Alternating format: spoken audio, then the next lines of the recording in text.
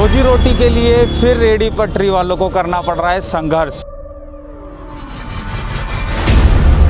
निगम पार्षदों का महीना खत्म हो जाएगा तो बीजेपी के वो निगम पार्षद जो रेहड़ी पटरी वालों से अवैध वसूली करते थे उनके पेट में दर्द हो रहा है।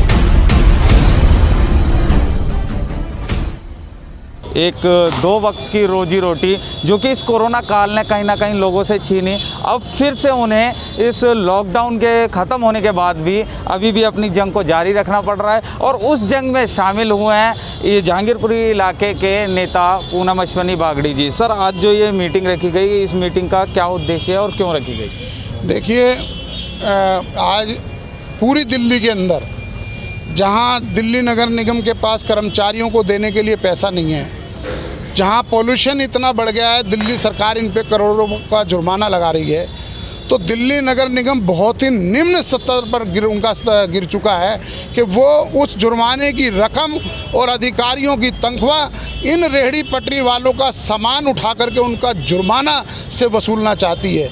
मैं पूछना चाहता हूँ दिल्ली के महापौर महोदय से और नगर निगम के अधिकारियों से कि जब रेहड़ी पटरी 2014 संरक्षक कानून बन गया और माननीय सुप्रीम कोर्ट ने कहा है कि जब तक इन रेहड़ी पटरी वालों का सर्वे करके इनको पक्के तरीके से बिठा नहीं दिया जाता तब तक दिल्ली से किसी रेहड़ी पटरी वाले को उजाड़ा नहीं जाएगा। इसी प्रकार जहांगीरपुरी में बीसी ब्लॉक मार्केट के अंदर 3 साल पहले रेहड़ी पटरी वालों को उजाड़ा गया। हम लोग हाउस के अंदर धरना प्रदर्शन करते रहे। हमें निगम अधिकारियों द्वारा कहा गया कि टाउन वेंडिंग कमेटी का गठन होगा, फिर बिठाया जाएगा। टाउन वेंडिंग कमेटी का गठन हो गया, मीटिंग में प्रस्ताव पास हो गया और यहाँ के बीसी ब्लॉक में रेहड़ी पटरी वालों का सर्वे हो गया। सर्वे होने के बाद उनको अस्थायी तौर पे बिठा दिया गया और आज बीजेपी के नेताओं के पेट में दर्द हो रहा है, क्योंकि अगर रेहड़ी पटरी वाले व्यवस्थित हो गए तो इंस्पेक्टर राज खत्म हो जाएगा, रेहड़ी पटरी वालों का महीना खत्म हो जाएगा, निगम पार्षदों का महीना खत्म हो जाएगा।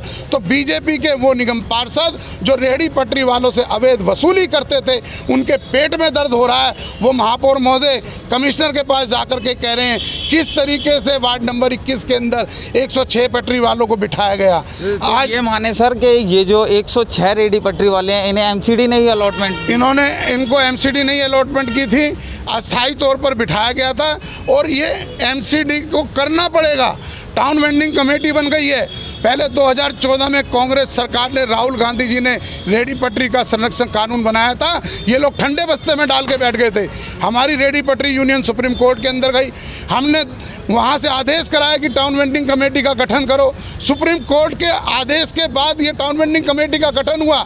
अब सर्वे होने जा रहा है तो बीजेपी के निगम पार्षदों में हड़कंप मचा हुआ है कि रेहड़ी पटरी वालों से महीना बंद हो जाएगा और इन्होंने ट्रक चलाना शुरू कर दिया। एक तरफ ये सर्वे की बात कर रहे हैं, दूसरी तरफ रेहड़ी पटरी वालों को उठाने का काम कर रहे हैं। उसके विरोध में आज यहाँ पर मीटिंग हुई थी। हम लोग फिर से कोर्ट में जाएंगे, हम किसी भी रेहड़ी पटरी वालों पर जुल्म बर्दाश्त नहीं करेंगे। तो ये माने कहीं ना कहीं ये सुप्रीम कोर्ट के आदेश का भी उल्लंघन है। बिल्कुल सुप्रीम कोर्ट का आदेश का उल्लंघन है और माननीय संसद के अंदर जो रेहड़ी पटरी कानून 2014 बनाया था उसके आदेशों का भी उल्लंघन है। मेरे साथ इस इलाके की निगम पार्षद भी मौजूद हैं। जैसे कि देखा गया, आप निगम में हाउस में अपनी आवाज़ को लगातार उठाते रहे हैं और रेहड़ी पटरी वालों की यहाँ आपके इलाके की समस्या, तो क्या लगता है जब इन्हें लोगों ने अलॉटमेंट, एमसीडी ने अलॉटमेंट कर दी है, फिर भी इन्हें अब क्यों हटाया जा रहा है? देखिए, बहुत ही शर्मनाक बात है कि ये गरीब बंदे रोज़ अपनी रोटी रोजी कमाते हैं और इनको हटा दिया गया। मैं ये कहना चाहती हूँ, जुर्माना चाहे 1 रुपये का है चाहे 2 रुपये का है, लेकिन इन लोगों को जुर्माना भरना पड़ रहा है। क्यों भरना पड़ रहा है? जो बड़ी बड़ी कंपनियां हैं उनसे जुर्माना लेना, उनसे क्यों नहीं लेते? इन गरीब रेहड़ी पटरी वालों से जुर्माना किस चीज़ का मांग रहे हैं? इन लोगों को जब ये अलाट हो चुकी है, कोर्ट ने आदेश दे चुका है, तो इन लोगों को क्यों नहीं ये लोग आराम से बिठाते हैं इनको इनकी जगह पर, जिससे ये अपनी रोटी रोजी कमा सकें और अपनी रोटी रोजी खा सकें। गरीब लोग ये जांच का विषय है। आखिर जब सुप्रीम कोर्ट के आदेश के बाद टाउन वेंडिंग कमेटी का गठन किया गया और कोरोना के इस काल में जहां लोगों को रोजी रोटी के लिए काफ़ी संघर्ष करना पड़ रहा है, उसके बाद आखिर किस राजनीति के चलते इनके साथ सौतेला व्यवहार किया जा रहा है? मेरे साथ कुछ और लोग भी मौजूद हैं, उनसे जानेंगे। सर, क्या नाम है आपका? मेरा नाम नवीन है जी। नवीन जी, ये जो बीसी ब्लॉक के लोग बताए जा रहे हैं 106 लोग, ये रेहड़ी पटरी कब से बैठे हुए हैं? ये जी कम से कम 20 साल से बैठे हुए हैं, 20-22 साल से। तो आपको किसी अस्थायी रूप से अलॉटमेंट की पर्ची वगैरह कुछ? जब से ये अलॉटमेंट की पर्ची हुई है जी, इन्होंने पूनम बागड़ी जी हमारे यहाँ के पार्षद जी हैं जी, इन्होंने अलॉटमेंट कराई थी जी। और वो जो बीजेपी वाले हैं वो पहले तो हमारे से 1000 रुपये लेते थे महीना। आप पता क्या चक्कर है, अब उन्होंने पूनम बागड़ी जी जब से जीती थी, जब से हमने थोड़ा टाइम तक उनको देना बंद किया था जी।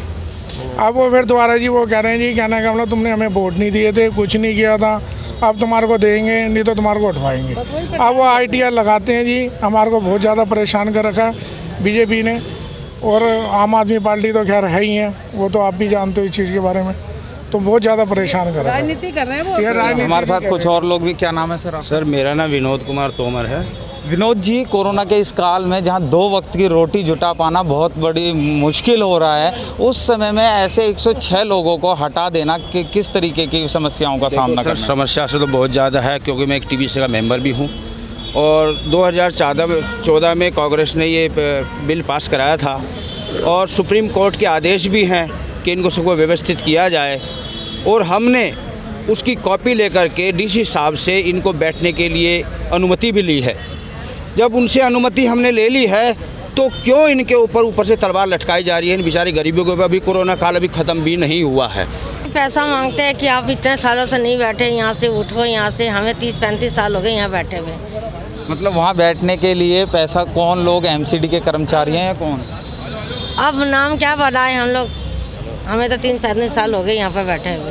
अच्छा। हाँ। तो अब लॉकडाउन में लोगों को 2 वक्त की रोजी रोटी के लिए बहुत ज़्यादा संघर्ष करना पड़ा। और अब ऐसे नहीं है, हम कहाँ से कमाएं, कहाँ से बच्चों की फीसें दें।